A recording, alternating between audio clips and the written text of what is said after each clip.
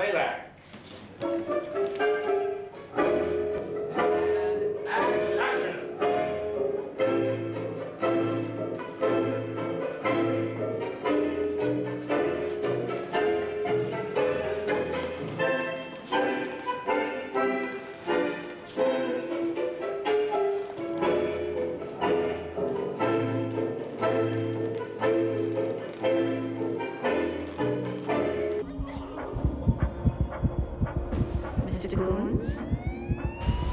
Are you awake?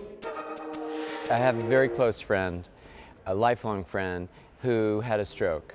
And I had never been close with anyone who had a stroke before, and I saw the enormous, price that he paid physically, and also in his speech was very slow.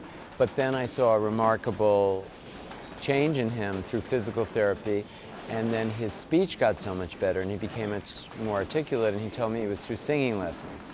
And they use singing lessons now for speech therapy. So that's how I got the idea for, of course, he's nothing at all like Robert De Niro's character, and he did not take singing lessons from anybody like Philip Hoffman's character. That was my madness.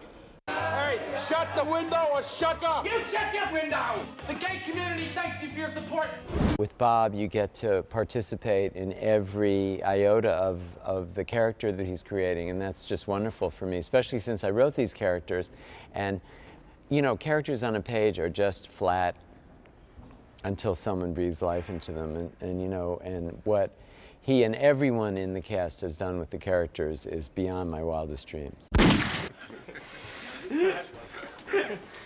He lives! He lives!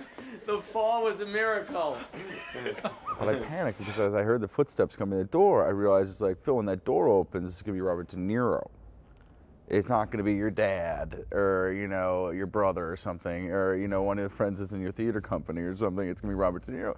And I started panicking. My heart started racing, and I'm like, well, no, it's not going to be right. It's really this very, very illogical situation started taking place in my head. And the door opened, and it was him. And it was almost like, I wanted to go, Robert De Niro, like a fan freak. Every single detail of his character and his performance are very, very carefully thought out and measured and researched, and it really fills me with a lot of admiration.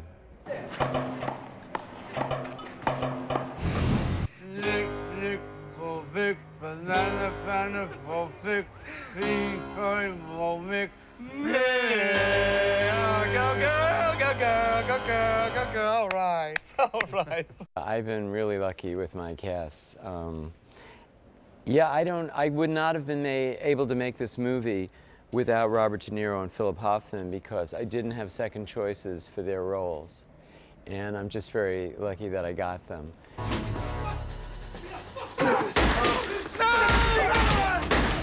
You shot him! Don't do it. What? What?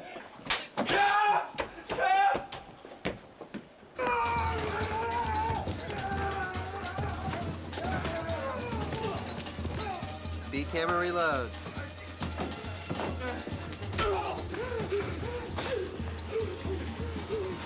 So, if you're happy, we'll move on. We should go out in the hall.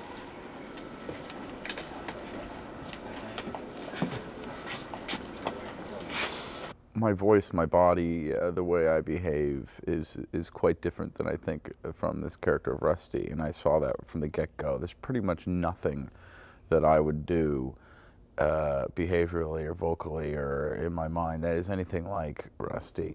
The only thing I could connect with was the emotional journey. And so I had to go from there and then basically work my ass off and try to express everything the way Rusty would, which is very difficult, but I think very satisfying. Are you gay? A little bit. And I'm a little bit of a girl. I needed an actor. I needed a real actor. Not that a lot of the drag queens don't have the talent, but they haven't been called upon to use it that much. And I'm not talking about the facade of a drag queen, I mean the inner life, to be stripped bare and use your vulnerability and your talent, you know, that's a great skill and a great craft that has to be developed. So as soon as I knew that I was going to go after an actor, there was only Philip. I'm a singer, and I'm a female impressionist. I'm an artist, you know?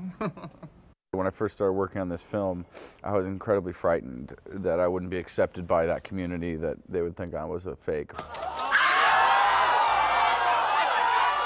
But I worked very hard, and the exact opposite happened. They took me in and considered me legitimate and everything like that. So when I first started going to these clubs, Escolita was the first one I went to. It was a great learning experience because I was able to hang out in that type of lifestyle, really, and I found it not as difficult as I thought it would be to kind of gel in there, because they're just guys. I've gotten you help, and you use me. A truth, baby? You want to play fucking truth? You needed someone you weren't ashamed to be crippled in front of. All right? Someone you thought was so beneath you. You know, a worse freak, so you could feel superior, all right? Still be the big fucking man. Part of what the story is really about is that Bob's character, Walt, and Philip's character, Rusty, although on the surface looking, you know, worlds apart, are very much the same person, in the sense that they're both lonely, they're both disconnected, they both have enormous facades of defense. How are you gonna pay? Cash, honey. Right, New York hospital, and I want the best team of surgeons available, all right? But you heard me, Nurse Ratched, all right? Burn rubber, girl. We're going uptown.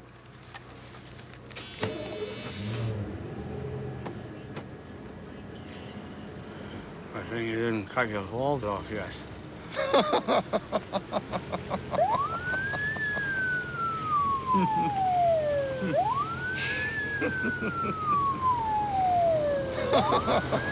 You can't help it. They was born like that. Something in their throat.